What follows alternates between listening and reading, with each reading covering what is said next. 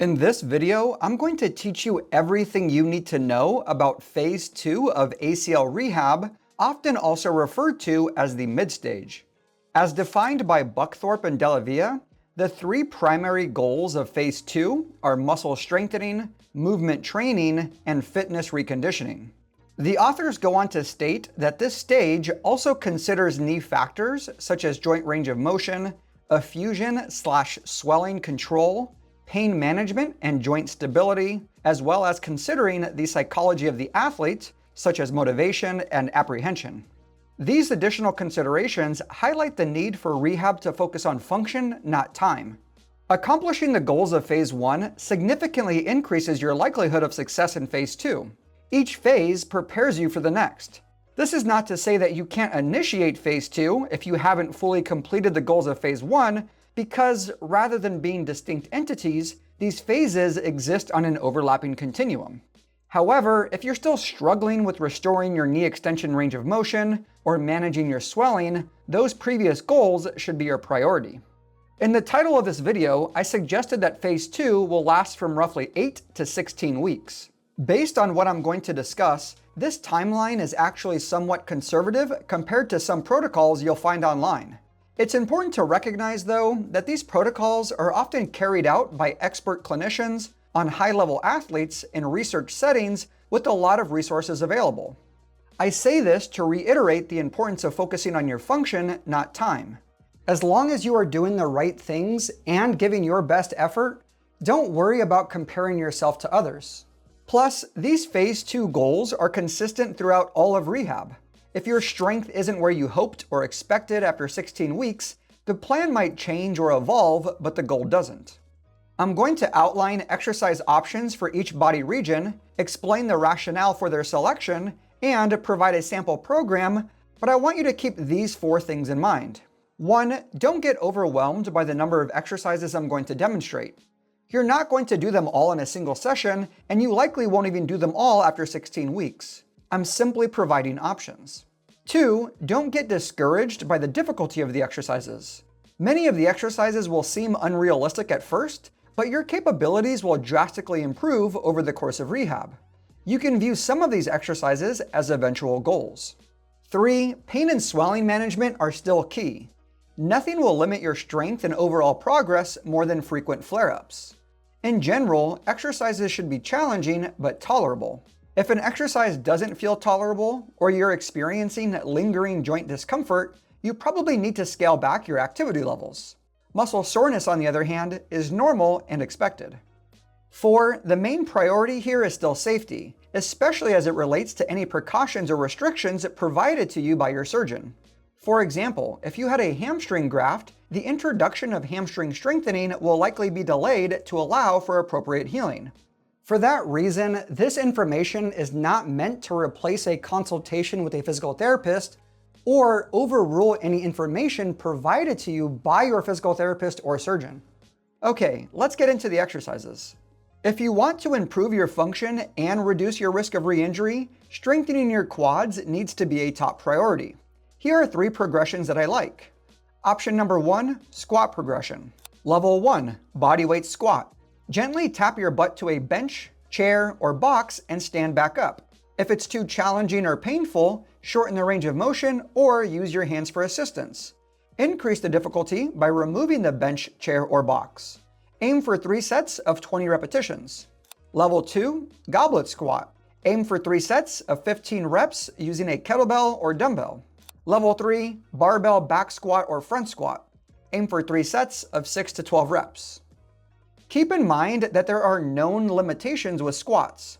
Research by Sigward et al. In 2018 found that 3 months after ACL reconstruction, individuals performed interlimb compensations during a squat. This means that if they had surgery on their right side, they loaded their left side more, which is often associated with an observable weight shift to that left side. However, the participants also demonstrated intralimb compensations. This means that in addition to favoring their non-surgical leg, they offloaded their affected knee by working harder at the ankle and hip on their surgical side. 5 months after surgery, the participants no longer demonstrated interlimb compensations, but they continued to have intralimb compensations. So, what the researchers found was that even though these squats appeared symmetrical and normal, the individuals continued to redistribute the load from the surgical knee to the hip and ankle on that side. And this information isn't just relevant to squatting. It shows up in walking, hopping, and running. Our bodies are naturally going to take the path of least resistance. If you have pain, swelling, or significant weakness due to surgery, which is most people watching this video, you'll find a way to work around those issues, whether it's a conscious decision or not. Here are 4 ways to combat this. 1. Evaluate and refine your technique over time. Maintaining an upright trunk, driving the knees forward, and striving for deep knee flexion when appropriate are strategies for shifting more of the demand to the quads in a squat. When appropriate is key here.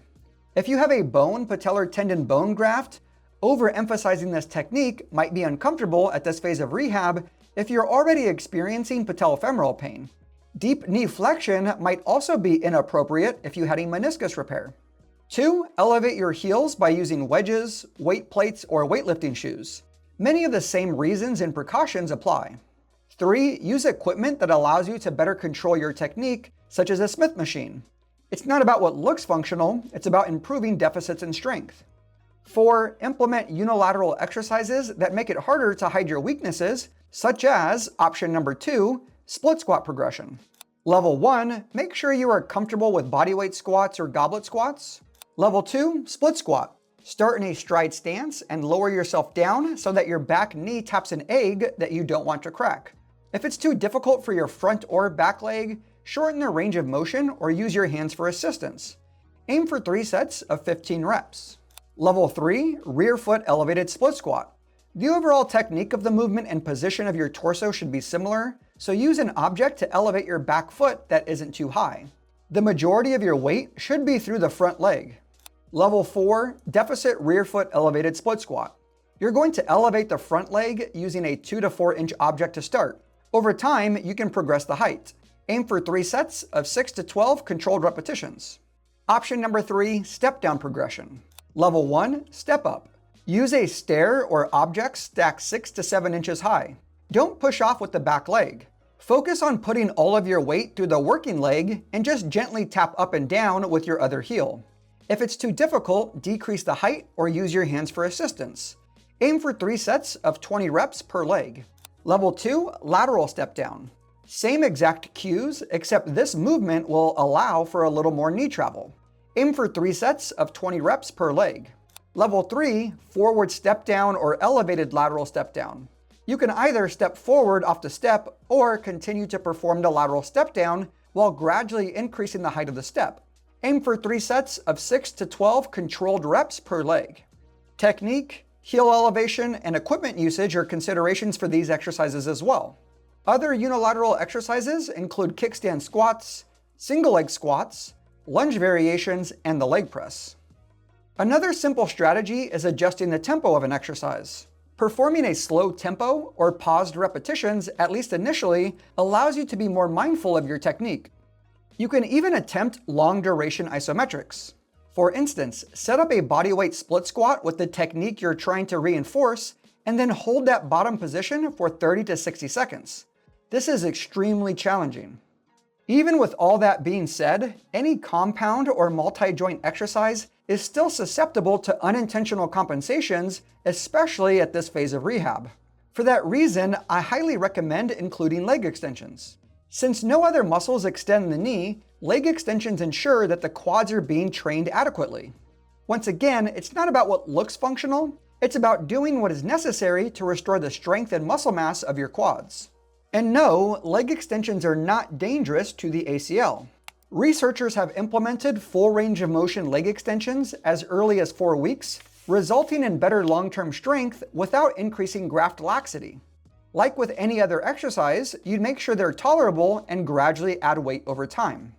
However, the purpose of this video isn't to convince you of their safety or defy any precautions you might have. If you're really concerned, leg extensions between 90 and 60 degrees of knee flexion place zero strain on the ACL while providing the same strength and hypertrophy benefits. Therefore, partial range of motion repetitions or isometric holds for 30 to 45 seconds are suitable alternatives. For the isometrics between 90 and 60 degrees of knee flexion, a machine, strap, ball, or some other immovable object can be used. Another critical component of rehab is improving the function of the hamstrings as they help to decrease the strain on the ACL and reduce the risk of re-injury. Here are 2 body weight progressions. Option number 1, slider progression. Level 1, double leg eccentric slider. Bridge up, keep your glutes squeezed, slowly slide your legs out, drop down, bring your feet back to the starting position, and repeat. If it's too difficult, just shorten the range of motion. If you can work up to 3 sets of 12 reps, progress to the next level. Level 2, double leg slider. Aim for 3 sets of 12 reps. Level 3, single leg eccentric slider. Aim for 3 sets of 8 reps. Level 4, single leg slider. Aim for 3 sets of 4 to 8 reps. If you don't have access to sliders, an exercise ball can be used. Option number 2, feet elevated long lever bridge progression. Level 1, double leg feet elevated long lever bridge isometric. Place both heels on a bench with a slight bend in your knees, bridge up until your hips are straight, and hold this position. Aim for 3 sets of 45 seconds. Level 2, marching feet elevated long lever bridge isometric. Slowly alternate lifting and lowering each leg. Aim for 3 sets of 60 seconds total. Level 3, single leg foot elevated long lever bridge isometric. Aim for 3 sets of 30 seconds per leg. Level 4, single leg foot elevated long lever bridge. Aim for 3 sets of 6 to 12 repetitions per leg, with or without weight. Other body weight options include Nordic hamstring curls and hamstring curls on the GHD. If you have access to a gym, 2 of the best options are seated and prone hamstring curls. Not only do these machines allow you to carefully control the load and range of motion, they can be performed 1 leg at a time. The rationale is similar to leg extensions. Isolated knee flexion ensures that the hamstrings are being adequately trained. If you're limited by pain, range of motion precautions, or something else, these machines can be really useful for implementing long-duration isometrics at tolerable or safe ranges of motion. The previous exercises focused on the knee flexion aspect of hamstring strengthening, but their hip extension action is important as well. Here are 3 exercise options. Option number 1, Romanian deadlifts. Unlike conventional deadlifts that start from the ground, Romanian deadlifts, or RDLs, start from the upright position, which means you get to choose how far you lower the weight based on your flexibility and comfort. They can be performed with dumbbells, a barbell, or the Smith machine. Other RDL variations include a kickstand stance, in which one leg is in front of the other, and a single leg RDL. The kickstand RDL, also known as a B-stance RDL, is a way to target one leg at a time without compromising your balance. A single leg RDL can be done with a barbell, dumbbells, or kettlebells, including using a weight in only one hand. However, if balance or fatigue in your ankle and foot compromise your ability to load the exercise, you can use a Smith machine or your free hand to help with stability. Option number 2, Roman chair hip extension. Level 1 is double leg, level 2 is single leg, and level 3 is single leg with weight. Option number 3, GHD hip extension. Once again, level 1 is double leg, level 2 is single leg, and level 3 is single leg with weight. Your calves are important for running, jumping, landing, etc., and similar to your hamstrings, your soleus, one of your primary calf muscles, also helps to unload the ACL.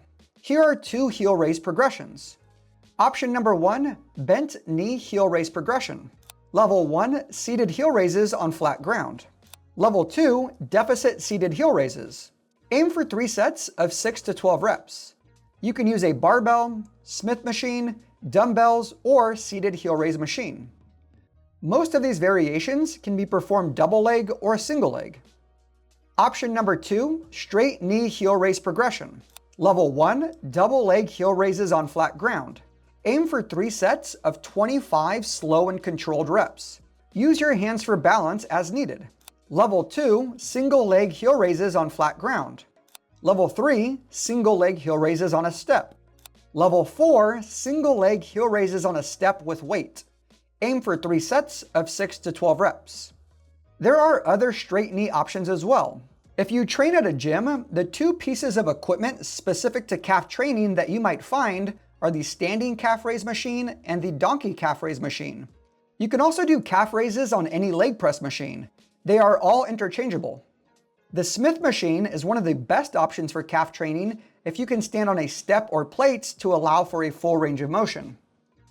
A lesser known option is performing calf raises in a staggered stance that still involves training one leg at a time.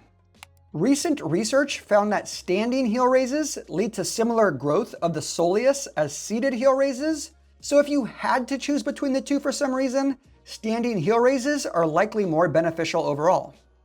The strength and control of your trunk and hips can affect what happens at your knee, so here are 3 exercise progressions that train the hip extensors, abductors, and adductors, as well as the associated trunk muscles. Option number 1, hip thrust progression. Level 1, double leg bridge. Lie on your back, bridge up, squeeze your glutes, lower yourself down, and repeat. Aim for 3 sets of 20 reps. Level 2, single leg bridge. Aim for 3 sets of 15 reps. Level 3, single leg hip thrust. Aim for 3 sets of 8 to 15 reps. Add weight as needed. Option number 2, side plank progression. Level 1, short side plank. Start on your forearm and knees while keeping your trunk in a straight line. Hold this position. Level 2, side plank. Straighten your legs, stack your feet, and keep yourself in a straight line, both from a front view and top view. Level 3, side plank hip abduction. Position yourself in the same way as the previous exercise, but slowly move that top leg up and down with good control. Aim for 3 sets of 60 seconds as you work through each exercise. Keep in mind that many of the exercises demonstrated earlier also train the hip extensors and abductors, such as split squats, step downs, and single leg RDLs. Option number 3, adductor progression. Level 1, lie on your back and squeeze a ball between your knees or ankles as hard as you comfortably can. Level 2, short Copenhagen plank isometric. Keep your trunk in a straight line and thighs together. Level 3, long Copenhagen plank isometric. Same as the previous exercise, but you're going to keep the knee straight. Level 4, long Copenhagen plank. Aim for 3 sets of 6 to 12 slow and controlled repetitions. To progress to level 4, aim for 3 sets of 60 seconds on levels 1 through 3. There's also hip flexor exercises you can perform, such as standing hip flexion, dead bugs, leg raises, etc. Why include an adductor progression or hip flexor exercises? Well, I want to provide you with a comprehensive program that prepares you for all aspects of your desired sports or activities, not just as it relates to your ACL. Ideally, you don't re-injure your ACL, but you also don't sprain your MCL or strain your groin or sprain your ankle. For that reason, there's no limit to the number of hip and trunk exercises you can do. These are just some possibilities. The last category here is dynamic balance to help address some of the proprioceptive deficits associated with ACL injuries. Here are 2 options. Option number 1, Y balance. Set up tape, cones, or imagine standing on an upside down Y. Stand on one leg and reach in each direction of the Y. Try not to put any weight through the foot that is tapping the ground. Start with small reaches and gradually increase the distance as your balance improves. Begin with 3 sets of 30 seconds each and work up to 60 seconds. Option number 2, single leg RDL progression. Level 1, single leg RDL. Stand on one leg while keeping a slight bend in both knees, hinge at your hips until your trunk is almost parallel with the ground, and then return to the starting position. Repeat this movement without touching your foot to the ground. If this is too challenging, use your hands to help with balance, shorten the range of motion, or tap your foot to the ground. Level 2, 3-way RDL. Reach your arms in 3 directions, to the left, middle, and then to the right. Then repeat. You can progress either movement by adding a knee drive. 2 comments here. 1, there's unlimited options for balance. You can incorporate head turns, eyes closed, unstable surfaces, ball tosses, bands, weights, perturbations, etc. 2, balance is part of everything you do in ACL rehab, so it doesn't necessarily have to be overly complicated or the main focus of training sessions. What I mean by that is if you're doing a comprehensive program that includes split squats, step downs, single leg RDLs, jumping and landing drills, plyometrics, etc., you are regularly challenging your balance. For cardiovascular conditioning, I'm going to keep it very straightforward. It shouldn't be an afterthought, so hopefully this simplicity increases the likelihood of it getting done. The easiest option is a stationary bike. Let's say, as part of phase 1, you've been riding an upright bike for 10 to 15 minutes at least 2 times per week. My recommendation would be to start gradually increasing the duration and frequency of your rides. For example, you could build up to 30 to 60 minute rides 2 to 3 times per week. Then, if that's tolerable and manageable, you could increase the intensity of those 30 to 60 minute rides. Just doing that consistently will go a long way. How do you put all of this information together to create a structured routine? Well, here is an example of a 3-day program toward the end of 16 weeks. Monday, split squats, kickstand RDLs, single leg extensions, single leg prone hamstring curls, single leg heel raises with a dumbbell, side planks, Y balance. Wednesday, heel elevated goblet squats, single leg Roman chair hip extension, lateral step down, single leg seated hamstring curls, single leg hip thrust, seated heel raises, 3-way RDL with knee drive. Friday, single leg press, single leg RDLs, single leg extension isometrics, double leg slider, short Copenhagen plank isometric, single leg heel raises with Smith machine, standing fire hydrant. Conditioning and upper body training sessions may be performed on Tuesdays, Thursdays, or Saturdays. Okay, there's a lot of nuance to this, so please bear with me. I cannot create a program that will work for every individual based on their unique circumstances at every moment in time. However, I can try to teach you principles because principles are more important than any singular program. From an organizational standpoint, this is loosely how I structured each day. Squat movement, hinge movement, knee extension, knee flexion, hip or trunk exercise, calf exercise, dynamic balance.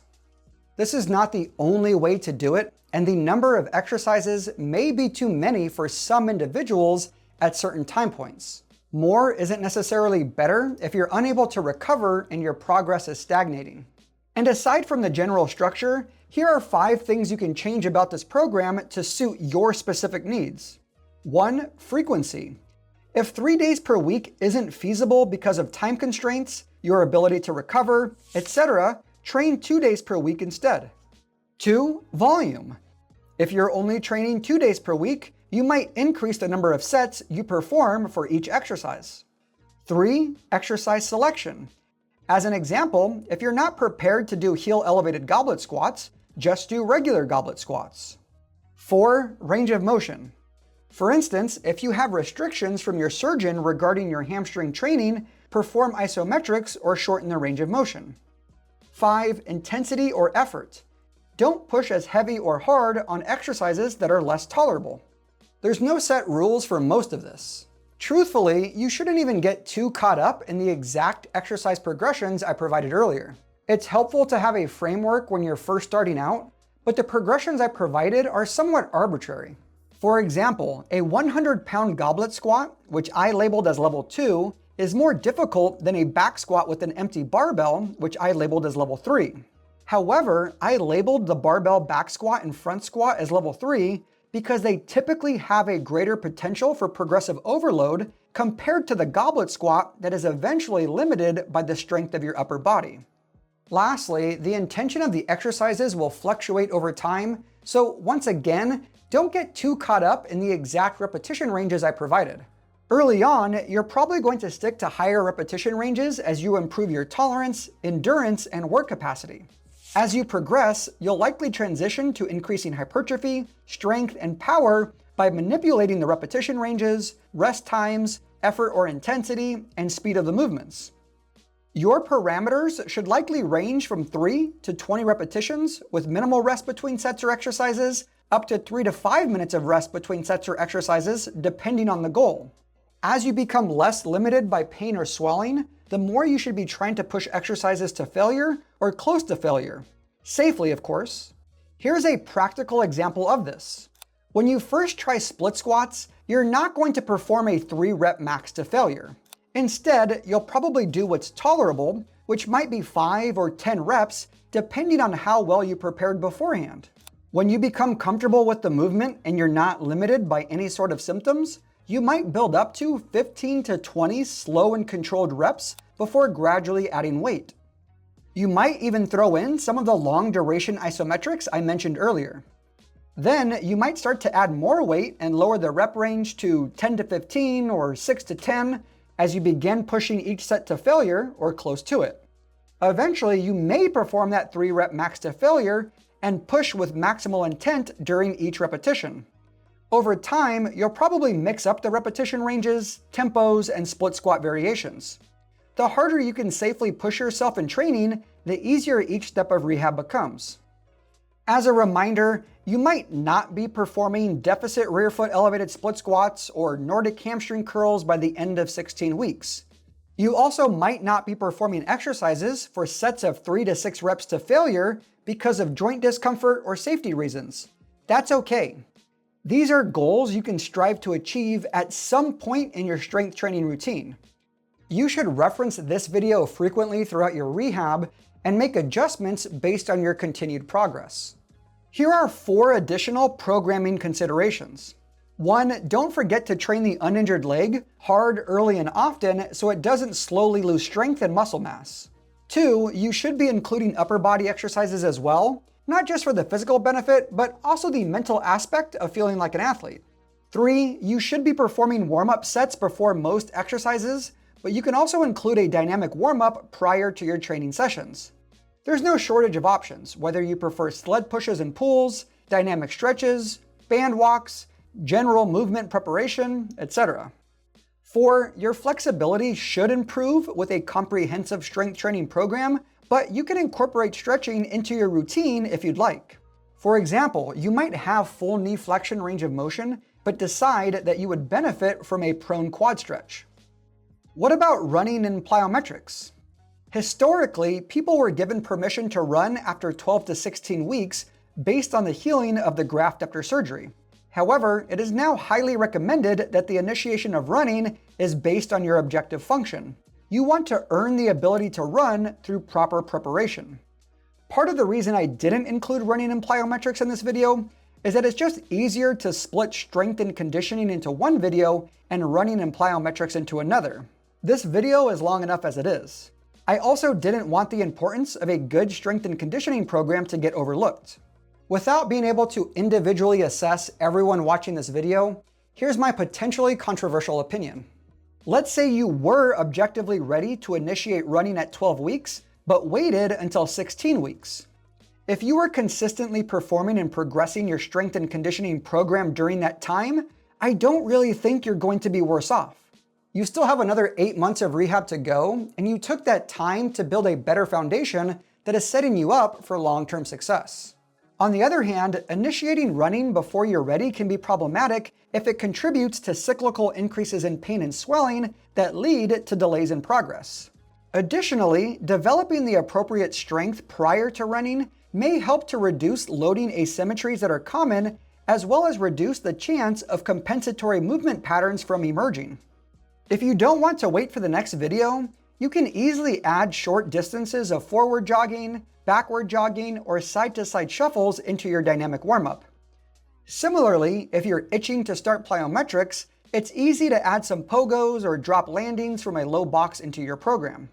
And I will say that I think plyometrics should come before running, but that's a topic for the next video. Before wrapping up, it's important to list the objective criteria you should be trying to accomplish by the end of phase 2. I'll use the recommendations from Buckthorpe and Delavia. 0 effusion with minimal activity-related effusion. This means your knee should no longer be swollen and have minimal reactivity to your regular training. Full knee flexion and extension range of motion. Limb symmetry index greater than 80% for your knee flexors and extensors. This means that your knee flexion and extension strength should be at least 80% of your non-surgical side. You can get a general sense of this with your single leg hamstring curls and seated leg extensions, but it's best to get this tested by a physical therapist who has access to an isokinetic dynamometer or inline dynamometer. 2 other caveats here. 1, the 80% doesn't matter as much if you haven't been keeping up with training your uninvolved leg. There's a difference between your ACL reconstructed knee catching up to your other leg and your other leg becoming weaker to match your ACL reconstructed knee. This can also be measured by your physical therapist. 2, how strong your leg is matters. This metric is known as peak force. How fast you can produce that strength, known as rate of force development, also matters. As I stated earlier, you'll train with a variety of rep ranges and tempos. However, you'll want to include lower repetition ranges with maximal intent at some point in your training to improve your power and rate of force development. At least 125% body mass for 8 reps using the leg press, or roughly 150% body mass for 1 rep.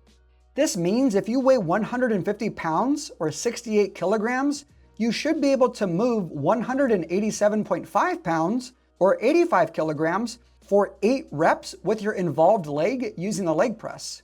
If this sounds extremely difficult, it is. A lot of this is. It's meant to set a high standard for helping you return to sport safely. Keep in mind that there will be slightly more variability in this test based on the different types of leg press machines, the technique used, the range of motion, etc. Greater than 20 reps of single leg bridges and within 5 of the other side. Greater than 20 reps of single leg heel raises and within 5 of the other side. Good movement quality with a single leg squat. For the single leg bridges, single leg heel raises, single leg squats, and most other movements, you can think about trying to achieve at least 80% strength compared to your uninvolved leg. Don't get too discouraged if you don't meet this criteria by the end of 16 weeks. Remember, you're focusing on your function, not time. Keep trying to get a little better each week. When does phase 2 end? I could say phase 2 ends when you've met this criteria, but it never ends really. The goals evolve as you progress, but the concepts of muscle strengthening, movement training, and fitness reconditioning remain constant throughout rehab, which is why this phase is so important. You should revisit this video time and time again. Thank you so much for watching. If you enjoyed the video, please hit that like button, subscribe, turn on notifications, and leave any comments down below. If you are looking for a rehab or performance program, or you are interested in working with us one-on-one, visit our website at e3rehab.com. Peace.